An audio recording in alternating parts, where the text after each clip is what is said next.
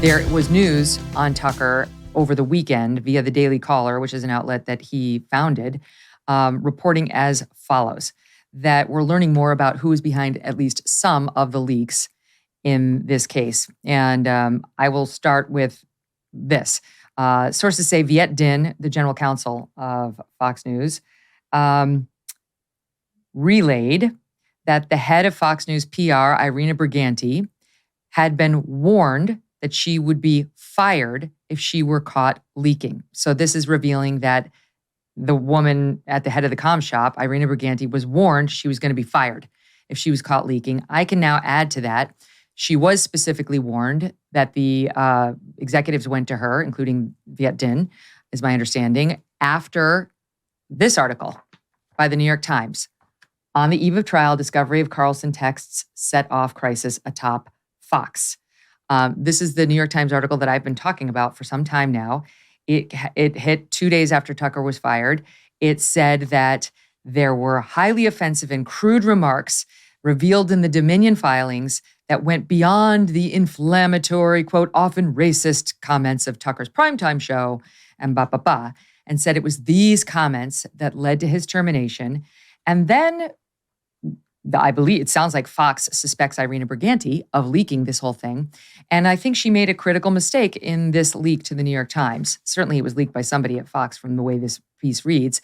And that is way down at the bottom of the piece, it reveals that, and I'm quoting here, in video obtained by the Times, for instance, Mr. Carlson is shown off camera discussing his postmenopausal fans and whether they will approve of how he looks on the air. In another video, he's overheard describing a woman he finds, quote, yummy.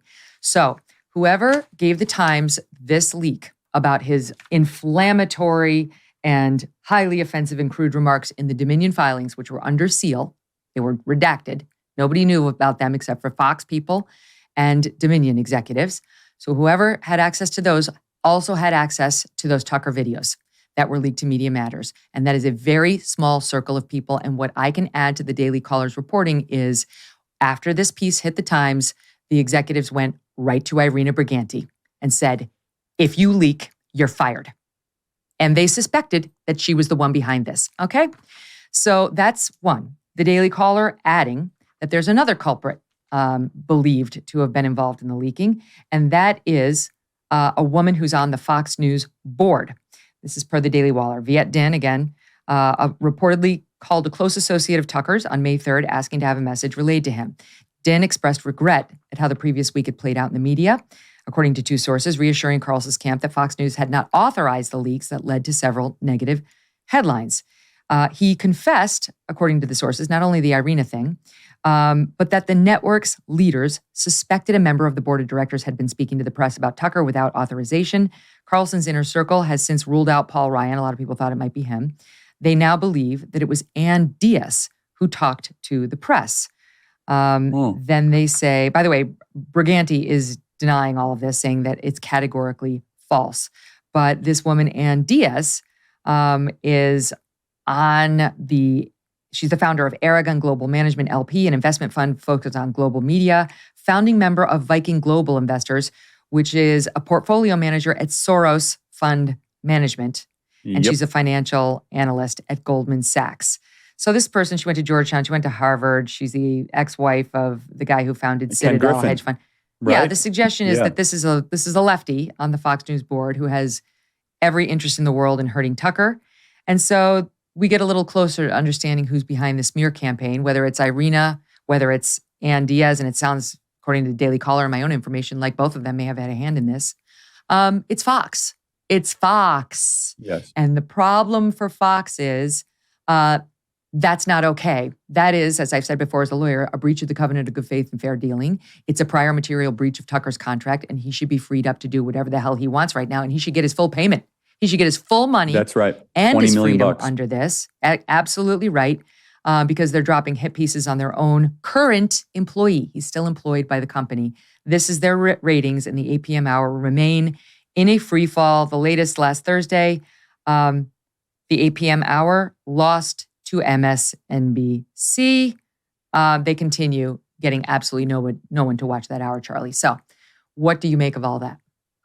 So a couple thoughts. I think it's helpful to kind of go back. Where did all of this start? And here's my theory, and I love your thoughts on this, Megyn. I believe it all started. I remember seeing it live. I was in the White House watching the election returns, November of 2020. And as soon as Fox News called Arizona, now I'm from Arizona, and when Fox News called Arizona, my phone lit up in a way I've never seen before. The anger, the fury. Remember, Megyn, they were ahead of CNN. They were ahead of NBC. Fox just decided, oh yeah, Arizona's called because of one ballot drop. One ballot drop. Now, there were 22 million people watching Fox News at the time. And the ferocity that Fox received after that, because they were the only network. It'd be one thing if, every other one was calling it and every other, Decision Desk and Nate Silver. Fox, days ahead of every other network, calls Arizona for Joe Biden, almost as an insult to your viewers, a massive middle finger. And people were going to CNN, and CNN were saying, well, Arizona's still really early and other networks have called it. It's like, what world are we living in? And then the days that followed, Fox realized they made a massive error. And they had to compensate for that, right? So as a way to compensate for that, they realized, you might remember, Newsmax's numbers were going up, other alternative media was going up. And they are right now, too. Yeah, no, and Fox was worried in November and December of 2020, they might have permanently messed up the network. So then they go to Tucker, who they realized was the only one that was really rating and had a lot of brand trust, and they gave him everything. Today's Show, more money, right? Tucker Carlson Today, podcast, more money, Tucker Carlson documentaries, kind of studios built in his home, like the whole shebang. And so he signed a deal, and they kind of went all in on Tucker. And Tucker really was the one that stopped the bleeding, because Fox was in free fall post that Arizona call with Chris Steyerwalt and the whole thing. And Tucker kept the network competitive and then grew, and then they finally got over that. Now, part of one of the reason why they were so kind of okay with airing some of the Dominion stuff is they were worried that they were going to lose viewers, but that's a little bit of a separate issue. But they went all in on Tucker. And I think Fox executives, they did not understand their audience at all. And they did not realize that the network was largely dependent on the brand trust that Tucker was delivering at 8 p.m. every night. That the other shows were largely succeeding because of him. And I'd put like second or third place Laura Ingraham and Greg Gutfeld and Jesse Waters, great people, terrific talent, but it really was built on Tucker. And so a corporate media model was largely built on a single personality. And you know it, Megyn, and you've said it many times, that the kind of Murdoch mantra is no one is bigger than the network, right? We could take out anybody, we can rebuild it around anyone. And that might have been true 10 years ago, 15 years ago, but media's changed a lot. You now have podcasts, you have more video delivery, you have more competitors. And so with this, ousting of Tucker, I think there might have been, again, time will tell, an arrogance for like, oh, we'll recover. We've been through this before. And my personal opinion, that New York Times article, Megyn, I think that it was leaked by Fox as a way to try to justify to the world why they got rid of him. And they couldn't understand why the population they were trying to serve said, are you kidding me? Right. Like, I think in some ways, I think that New York Times article was them trying to be like, oh, now you can see it from our side. And we were like, are you serious? This is why you got rid of our guy? This is why you got rid of our 8 p.m. guy? Because he said something that, like, that's not how white people fight? Who cares? Get over yourself. That's a private text message where he was even lamenting how he was feeling and was almost atoning for his sins in a very honest private text message. That's why you got rid of him.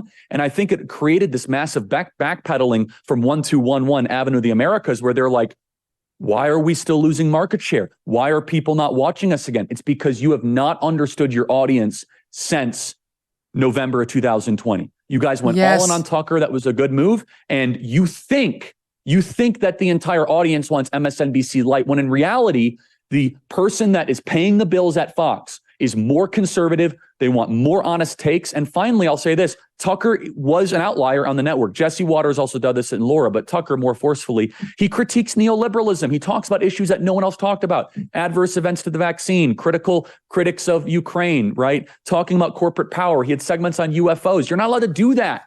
And so I think it all culminated with that. And the leadership of Fox right now is confused. I think right now they are astounded. They say, who is our viewer? You guys have not dared to even get to know your audience the last couple of years. And I think they're going to continue to suffer because of it. Look, you did the tough thing for your employees during COVID. You paid your people and you pulled your business through the pandemic. And now doing the tough thing could qualify you for up to $26,000 per employee at covidtaxrelief.org. Government funds are available right now to reward companies with 2 or more employees who stayed open during COVID. It's not a loan. You don't have to pay it back. The program's complicated, but no one knows more about it than the CPAs and tax pros at covidtaxrelief.org. You pay nothing up front, they do all the work, and then share a percentage of the cash they get you.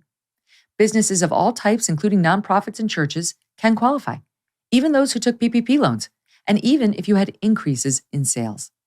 You did the tough thing during COVID.